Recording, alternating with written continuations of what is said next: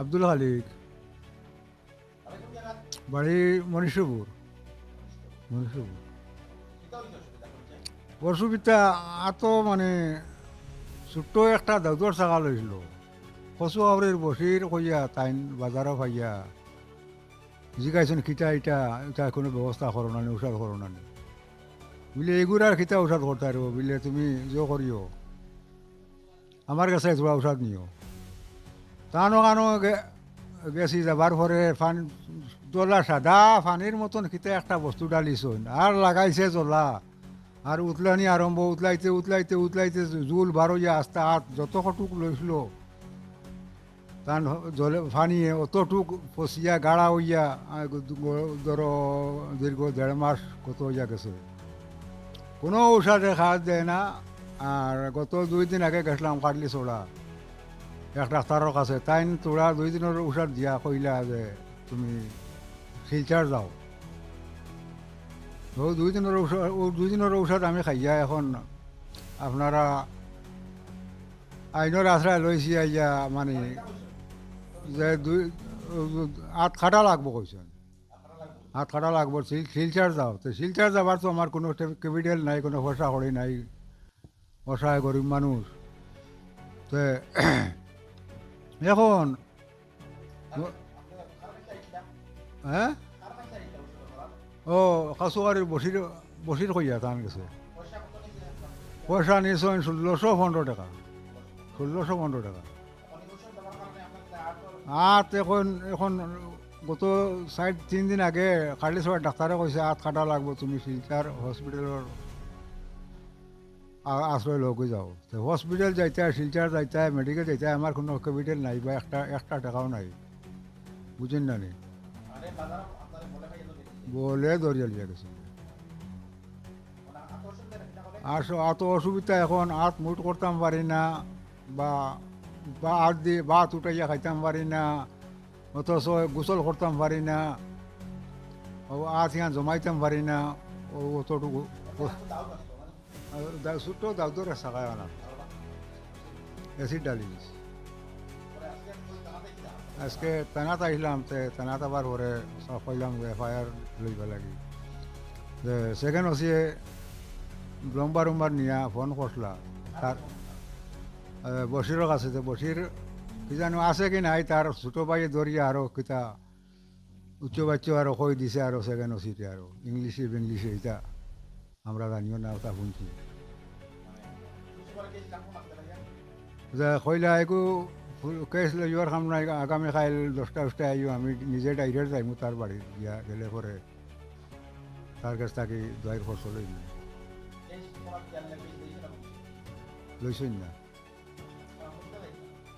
এখন এখন তো মানে তো সেকেন্ড ওসির মাতে আমি আই গেলাম থানাতে এলাম ইয়া যে আগামীকাল 10টার সময় কইলা তুমি আইও, আইলে পরে তোমার লইয়া ডাইরেক্ট তার বাড়ি যাইমু, যাবার পরে মানে দাবাইয়ের পয়সা আমি তার কাছ থেকে লিয়া দিব, ঔষধের পয়সা লিয়া দিবা। তে নাম খান জানি আর না রে, আমি জানি মনে হয় নতুন আইসেন মনে করে ঔষধের পয়সা। আমার জীবন নষ্ট আর ঔষধের পয়সা যে নষ্ট।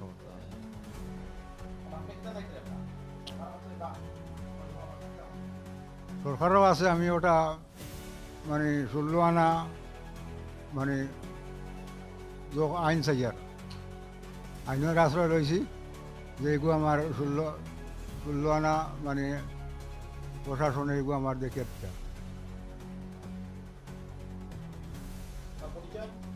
আমি নুরুল হুদা, আমার বাড়ি বারগ্রাম, করিমগঞ্জ জেলা বা শ্রীভূমি জেলা। তো যেটা ঘটনা লাগিয়ে আমি আইছি আপনার তোর সম্মুখে, এটা হইল গিয়া একজন কবিরাজ নিজে নিজরে ক্লেম করেন যে ক্যান্সারর তাই রেমেডি দেন বা ওষুধ দেন এবং তাঁর কাছে 100% ক্যান্সার রোগীরা ইয়া সুস্থ হয়ে যায়। তৎসঙ্গে তাই ফেসবুকের ভিডিওর মাধ্যমে ওপেন ইয়া সার্জারি করেন। তো এটা বিষয়ে একটা হইল গিয়া দেখা যায় আমরা চিকিৎসা বিজ্ঞানের উপরে একটা কুপ্রভাব পড়ব। এর কারণে আমি joint director of health service Sribhumi বা করিমগঞ্জ জেলা তানোর কাছে আমি মেমোরান্ডাম দিছিলাম, তৎসঙ্গে ডিসি মহাশয়ের কাছে দিছিলাম, যেটা দিছিলাম গিয়া 31 অক্টোবর 2025। কিন্তু এখন পর্যন্ত কোনো ধরনের কিছু বোঝা গেছে না, তাই কিতা করছেন না করছেন কোনো ধরনের আপডেট পাওয়া গেছে নাকি।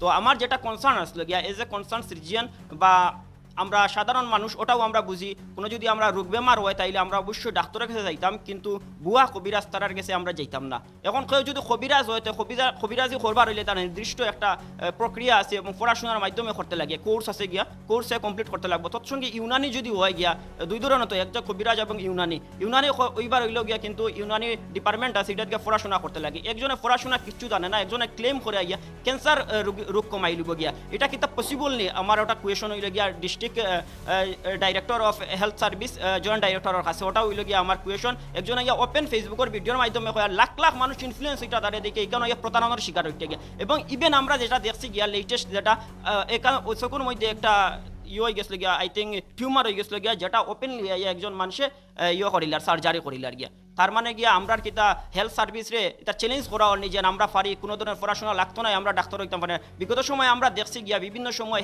ভুয়া ডাক্তাররা দৌড়া ওর গিয়া আমরা বরাকবেলি জুড়িয়া তথা আসাম জুড়িয়া মানে অভিযান চলে গিয়া। কিন্তু এই ধরনের ভুয়া কবিরাজ যারা, তারার বিরুদ্ধে এখন পর্যন্ত আমরা জেলা প্রশাসন কেন নড়েচড়ে বসই না, তার কোনো স্বার্থের মধ্যে আসেনি না কিতা, আমি কিছু বুঝলাম না। আর এটাও আমার প্রতিবাদ আসলো গিয়া।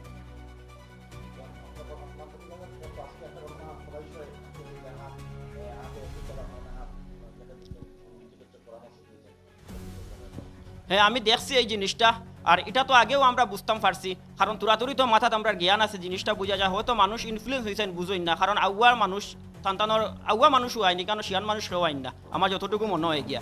আর এই যে ভদ্র লোক তানোর যেটা হাত দেখছি এবং ডাক্তারের কাছে হাতটা খাটিয়া ফলাইতে লাগবে, হয়তো সেফটি করে যার গিয়া যদি প্রপার চিকিৎসা করেন না, কিন্তু এটা কিন্তু বেহাল অবস্থা হয়ে গেল।